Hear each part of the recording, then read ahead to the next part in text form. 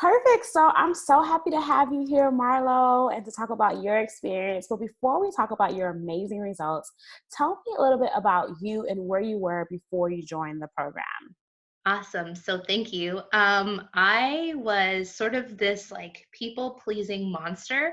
That's probably the best way to put it. I was one of those people that was always a high achiever, really loved working, but sort of got in these companies and these ruts where I was just constantly just trying to please people, trying to have them see my worth. And along the way, I lost myself.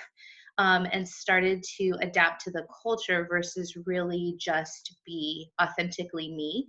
And so, as I was looking for a job, I reached out to you because I felt like your process was going to be really what I needed. And I was looking for an opportunity to really redefine myself. And with Career Redefined, I felt that was a good fit. And it's been the best experience that I've ever had job seeking. Wow. Well, I'm so happy to have you say that. I did not endorse that. I'm so happy you feel that way. And so, okay, you were people pleasing. And first of all, you didn't even do yourself justice. Like you had this amazing career in HR where you've worked with like, at amazing companies. You worked all the way up to being a director in HR. And you had kind of had this roadblock where you didn't really feel like your personal value of yourself matched like all of the experience that you had. Like you were a director in HR, you had worked at these amazing companies, but you still felt like that need to people please, and that was playing a part in your job search. So what were some of those emotions and fears that were coming up for you when you began searching for a new job and wanted to take that next step? Yeah, so I think a lot of this stemmed from the fact that I didn't go to college right after high school. Like a lot of people are taught to go to college right after high school. I had a 10-year gap. So I didn't actually go to college until I was 26 years old.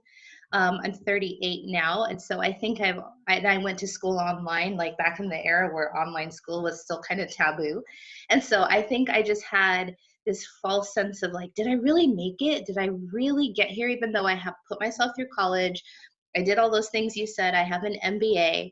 I just always felt like I was impersonating myself. Mhm. Like it was a version of myself. Like somebody would come and be like, no, you were somebody that grew up in poverty. No, you were somebody that didn't deserve an education. And I don't know where that stemmed from exactly, but I just always felt like an outsider with my peers.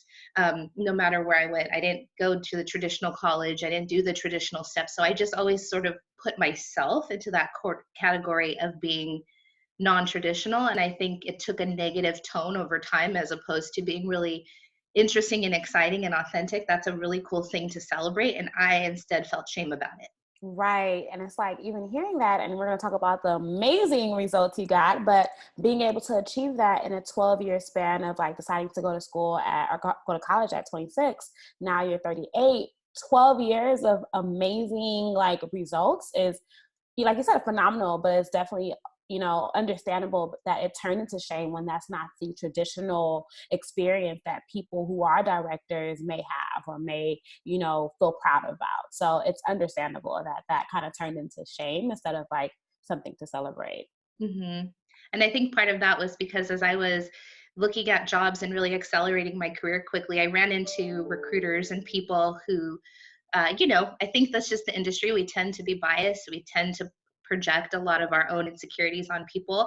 And some of that was, you haven't done this long enough. How can you really tell me that you've accomplished this? And I always knew that I could do it. But for whatever reason, I just felt this need to always prove myself as opposed to just showcasing my excellence and my capacity. And that got to me after a while.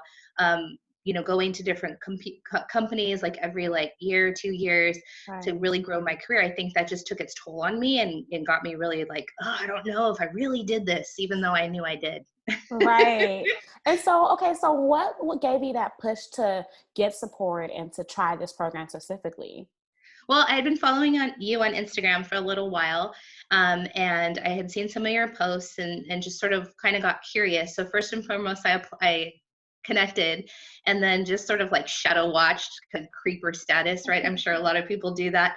And I would get some of your emails, and then one day I just had a particularly hard day at work, and I felt sort of disrespected in my position, and I just decided to make the phone call. I think you were offering like, hey, let's connect, let's chat, and unlock your opportunity. And I was like, let's do it. Let's unlock it. And so I just did it sort of on a whim. And I'm so glad I did, because that has been the turning point of my last few months or weeks in the process that have really gotten me to where I'm at now. Yes, and so I'm happy. I remember I would see you like comment on my Instagram post, and then I think one day you was just like you had already booked the call, and I think you commented like I booked the call, and I was like, oh yes, I'm excited, Yes. and yeah, the rest is history now. Yeah. So, what was it like? So tell me like what was the process like? Because you talk about how you kind of had experience in like some people will say like jumping from like one company to the next over the last, staying at a company for 2 years, going to another company, and so you've had a lot of experience like moving in a sense. And so, Mhm. how was this transition different because of the program, and what was the process like for you? Yeah, so that's a great question. I think what it allowed me to do was, because I think I move all the time, I have this like predetermined story of how I talk about my career and how I've really shaped my experiences. And it's a little like rugged, a little jagged. This process really allowed me to take some time to self reflect and go through like job therapy without going through like, oh, my mom when I was 5, like that didn't happen. So that, and I didn't want to go through that, but it allowed me to like uncover things about myself, like sort of this victim mentality I was having and this imposter syndrome. And it allowed me to work through that and realize that I put a lot of pressure on myself that I don't think I needed to put on myself. And instead, starting to look at my victories and step into my power and talk about myself in a way that was very proactive.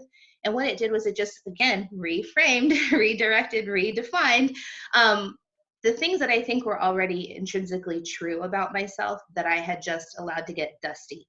Right. And it's like, I can say, like, seeing you go through the process, like, that imposter syndrome kind of like shed away. Like, you were starting to like speak up more, ask for more, like, really show up, because I think in the beginning it was like, how can I get them to choose me? And I think through the program, you really learned how, like, first I had to choose myself. And then Mhm. how can I show them that I am the perfect one? And if I want to work there, how can I show them that we both should be a part of this situation? And I can tell that that was a total game changer for you as well. It was, because I always felt like I was a good interview, like, that's never been the issue. It was always I know how to speak about my experience. It was getting to and through the biases of recruiting companies and agencies and just people who tend to be gatekeepers. I think that had always been like this thing where I was like, you're going to see that I'm really good, versus like, I don't actually know if I want to work for the company you're pitching. I might want to go a totally different path and find my own way. And I had always sort of allowed recruiters to dictate my career based on like what cool opportunity they had and if I was ready to look. And this way just really helped me kind of recognize certain must-haves. Like, I know your process talks a lot about what you must have versus what you must not have, and I spent a lot of time thinking about that. And I think that set the tone for how I approach the whole program, is really not giving into the what I won't work with, like what I won't have, and really focusing on what I do. And I didn't compromise there. And I'm happy to say where I'm going next as a female CEO. There's diversity. There's many people of color there. They're very focused on the communities, all the things that were super important to me that I just thought hopefully I would end up with it, versus like actually trying to go after that and making that a reality. Yeah, so let's get into that. Like, tell us the results you got from the program and like what you're going to be doing next. Yeah, so through the program, I actually learned a lot about myself, but I ended up learning a lot about the interview process, like what I was overdoing at the beginning. I had a This process allowed me to have really positive, impactful interview processes. So there were processes and interviews that I went through where I didn't get the job, but I felt super good about myself versus like very deflated and defeated.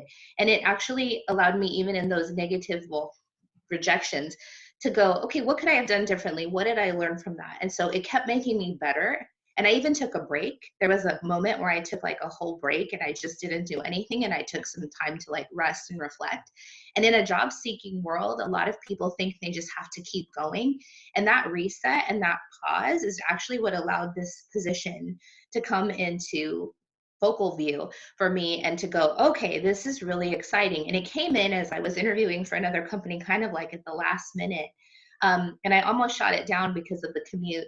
but it had all of the things that I was really, really looking for. And I remember when I was talking to you about the offers, it was really like, is this going to be something that fulfills you? Because you can be 5 minutes away and be drained, or be an hour away and feel really fulfilled.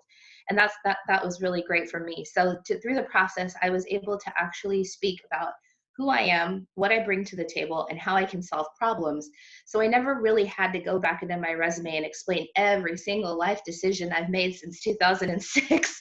So that felt great to be able to just speak to my power. And by the time the hiring managers had the conversations with me, they were intrigued about how I was going to fix things, what I can do, and the results I was bringing.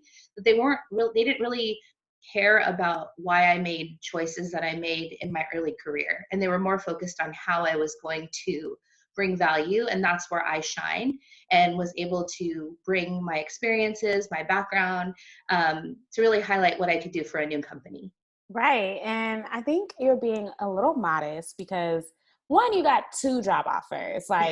You you didn't even say that. Like you got two job offers, like I did. two high salary job offers, at companies that are great companies. And you had to decide which companies you want to go to, which is why you talked about like the 5 minute commute versus the hour commute. And you Yes. ended up picking an amazing role where you're going to be at a global company. Yes. Like you just like, I think I'm very happy with the fact that you learned more about yourself and learned how to speak about your value, but you had amazing results. And Yeah. so even with that, like let's kind of talk about that. Because the fact that you had an interview process that you got all the way to the final round and you didn't get the job offer. And so talk a little bit about like what happened next and how even quickly you were even able to get this next offer once you found out that you were rejected from that opportunity. So I'm going to humble brag a little bit, because even the offer that quote unquote rejected me the first time, after I had accepted this offer I just took, they offered me a job anyway. Um, so I had to tell them, I'm sorry, I'm going to this other company, but I would love to stay connected for the future. So they still ended up coming back and offering, even though it was several weeks later. And so I'm really appreciative. So I feel really good. So that's I think, three job offers. yeah, the last one I don't count as much. I'm gonna just take it. I'm just gonna take it. But it was after the fact. But I'm grateful. I think that's what this process taught me. It was, again, what you reinforce. It's building relationships, networking, really creating authentic connection points. And so it's not just like selling yourself to get a job to like work Monday through Friday. It's about, what is this going to do for your family? What is this going to do in your life? How does this impact the type of friend you are, the type of wife, spouse, whatever you are? Like, it's a full package. And I think people forget that. And so this process really helped me recognize that I'd been ignoring myself and just living like hamster wheeling it. And so when I got rejected from that company, I started asking myself, why do I put so much emphasis on like who I am and what I do, like mostly what I do? And I started really unpacking that and spending time journaling and like going to the beach and doing all those reflective things that I just never had the time to do, because I was building my career and just running at a pace that was so fast. And now that I'm a mom and I have a 4-year-old toddler, I was like, well, what's next? Like, you helped me recognize that stability is not a bad word, and it's not something I should be running from. It's something I really wanted to run towards. And that right there, just that identification of, it's okay to go after companies that are stable. There are good cultured companies that are stable, as opposed to just like startups and go and all risky. And that's been kind of my MO. Really, for me, it allowed me to stop and just go, you know what, this is what I need for my stage of life right now. And it helped reframe how I approach my job search, and really ultimately how I made my decisions.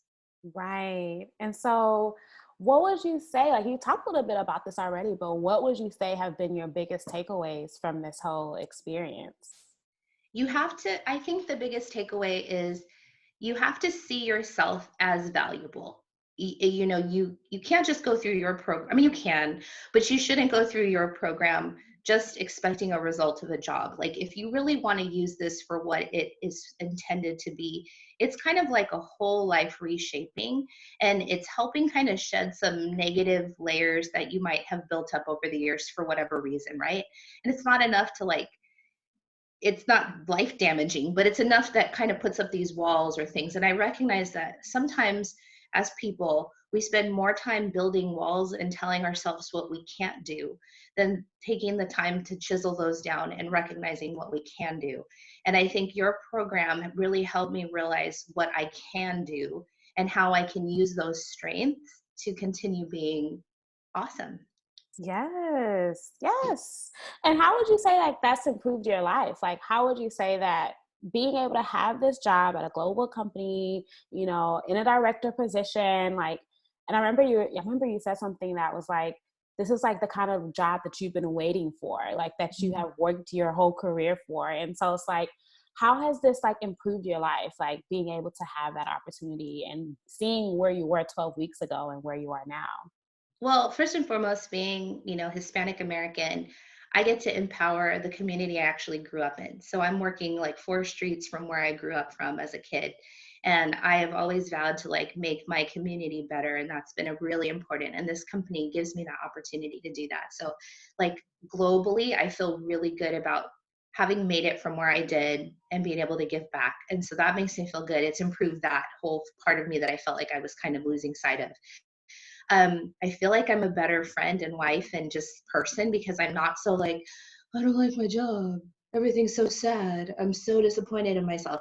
Like, I don't have that anymore. It's more like the job is an add. It's like the cherry now on my life versus before where I was making it the whole cupcake. And I recognize that it's an additive to an already great thing versus like the whole thing. And that to me was life giving, just to like step back and release the pressures of being like the breadwinner and the one that went to college first. Like I stopped putting those pressures on myself and just started recognizing that myself is enough and it's good. And people see that value when I start talking about that value instead of just pick me, pick me. And so for me, the freedom is just, I don't feel sad anymore. Period. And that's Yeah. it. Yeah, I feel happy. Everyone says, I just want to be happy. Like it comes and goes, but what I have now is joy. And Mm, I think that's always what I was striving for. So it's this peace that no matter the circumstances, I feel much more control of the outcomes versus life controlling my circumstances. I love that. Like, I love that so much. And even to like talking, like piggyback on like the amazing things that have happened for you, like, I think about like your imposter syndrome and your people pleasing nature. And I wonder, like, maybe even if that played a part in like your salary before, but like talking about your salary now, like, what was that like for you? And talk about the results that happened, like when you really stepped into your power and was able to ask for what you wanted and show up as that person. So I always knew I was underpaid, right? And so that always kind of had an underlying resentment that I had. I would do the job, but I always felt like kind of just this like anger. So this time I just went in with, this is what I am looking for. When the recruiter asked me, what's your salary range? I decided, what the heck, right? Like I already have another offer on the table. I'm going to go with the biggest thing and let's just see what happens. And I did, and they gave it to me.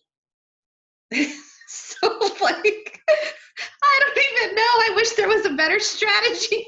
I wish I could tell you I had a 5-point system. I just asked because your emails always say you don't get what you don't ask for. Something like, what was your quote again? Right. It's Live up you, to what, or yeah, ask what you want to live up to why you deserve it. yes.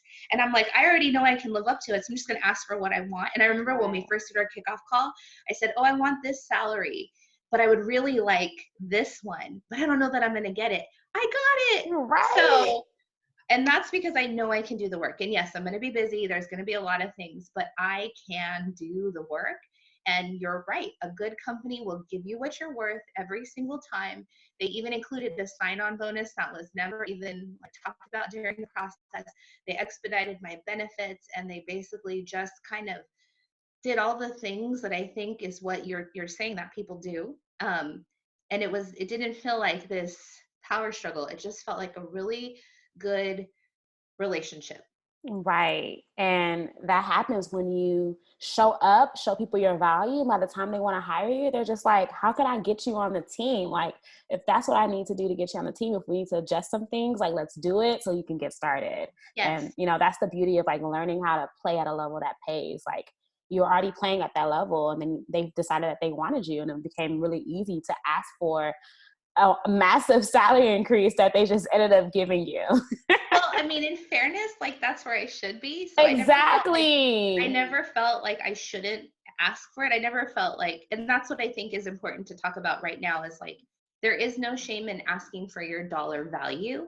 But I think society sometimes can make it feel like you shouldn't, like you should be Right. grateful. And I think, yes, you should always be grateful, but grateful isn't the same as like negotiating and working through things and coming to a compromise, because even the other offer that I received, while it wasn't as competitive financially, it had a lot of really good perks. Like they paid for a gym membership and they were going to let me work from home. And like there was really good work life balance. And even though the salary was very different, I couldn't ignore that piece of it because even though I'm going to be making a good salary, I mean, I'm going to be working a lot, having to travel international. That's good. I'm excited. But it was really like, what is the dollar value associated with that? And how can I feel whole with whatever decision I make? And I think people need to really think about that when they're making their offer choices. It's not always just the final number. And so I just want to give you like a moment of praise, because like, who are you? Like, this probably wouldn't have even been anything you would have said like 12 weeks ago. And now you're like giving a little like a push for somebody else. And so like, that really is just so amazing to just hear you even talk about it Thank in a you. way that I'm actually living this life now. Like, Yeah. I went from being underpaid to being paid what I deserve. And I don't feel like I had to press someone to give that to me. It was just part of my value, and Yeah. I'm now getting paid what I know is part of my value. Like, I'm being paid what I should be rewarded for my Yeah. contributions, and that is what's amazing to hear you just say it. Like, it just rolls off the tongue. Well, I think a lot of that too, like, I want to put that gratitude back to you because, we're paying for a service with you. And I think sometimes that can get really easily blended and, you feel like, oh, are we friends? Like, and in reality, it's a professional working relationship with a great connection and a great chemistry. But what I appreciated about you each step is you were very straightforward. And I remember like my second week, you were like, no, you're talking too much. Like, just stop. And I was like, yes, I am in. This person is not just telling me what I want to hear. They're telling me the things that I need to hear so that I can be better. And you give really direct feedback. And that's not always easy for people. I think, especially people who are paying for something, they want to get like what they want out of it versus like you're giving people what they need.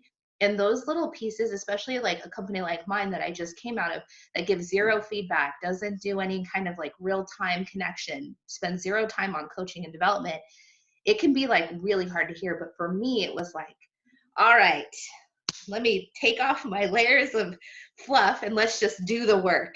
And I think if that's the kind of like that's how you are, and I think that's what's going to motivate people who really need to hear those things to keep redefining themselves and pushing forward. Yes. And so I guess like the final question would be like, what would you tell someone who's been in your same shoes, who has had a great career, but hasn't really seen their career to be that great, who has struggled in the same ways that you struggle with imposter syndrome and just fitting into other people's boxes? And, like, what would you tell that person who feels that way and who's also on the fence of getting this kind of support, but not really sure? Like, what advice would you tell them about investing in themselves in this way? Do it. It's it's so much more than an investment. It's like a life investment. You're gonna work another year anyway. You're going to live another year anyway. You might, I mean, more or less. So you might as well be as happy and thriving as possible. And so if you don't do it, somebody else will, and they're gonna get that job that was meant for you. And you're always gonna be wondering. So don't wonder, just do it. And then you're going to be super happy that you did instead of thinking about it and going, oh, I wish I would have. Just do it. Just do it. Yes. Yeah. Yeah. Because I mean, seriously, like, just do it. Like, if I didn't take this leap, and it was really financially hard for me when I decided to do this, but I decided like I'm gonna spend this money anyway, right? Like whether it's on a car payment or like going out with my friends or paying. What if I took this and really invested in myself? What would that really look like if I pushed in? And for me, like this was by far the best thing I've ever given myself. Like any gift, anything that I've ever gotten, because I'm seeing what it's gonna do for my family. I'm seeing what it's gonna do for my life, and I'm seeing what it's doing for my career. And that to me, like I'd gladly pay that fee again. You said it's the best gift you ever given yourself? Is that what you said? Yes, Oh hands down. my gosh. I've never given myself something like this, and I'm super glad that I chose myself, and like you helped me do that, and that's the best gift I could give myself. Choosing me tells me I can do it again and again and again. I'm speechless. Like I'm so happy that this brought you this much like perspective and gratitude and just like a whole 180. So yes, like yes to that. I don't even have anything else to say. Like I guess before we wrap up, is there anything other words you want to add or share before we wrap up? Or is there anything else you would want someone else to know about the program and what it can do for them, or even just your, last words about the program? My last words are just believe in yourself, believe in your capacity, trust, trust your process. It is, if you do the work pays off, and go for it because YOLO, might as well be happy. Yes, well, I am like so, so, so, so, so proud of you. Like, just remembering our first call of when you were just like, not this person, and to hear your confidence and your smile and your joy, and obviously the amazing results you got as in the job, but like your confidence, your peace of mind, like all of that is like priceless compared to like what you've gotten out of the program. So I'm just so happy and so proud of you. And I'm just Thank so you. happy that you're able to be the success story that you are today. Thank you. I'm excited, and I'm excited to keep following you on Instagram and sending people your way to refer them to you, because I think everybody should take this program if they are ready for it. Right. Yes. Well, thank you for sharing. Thank you. Well, have a good one.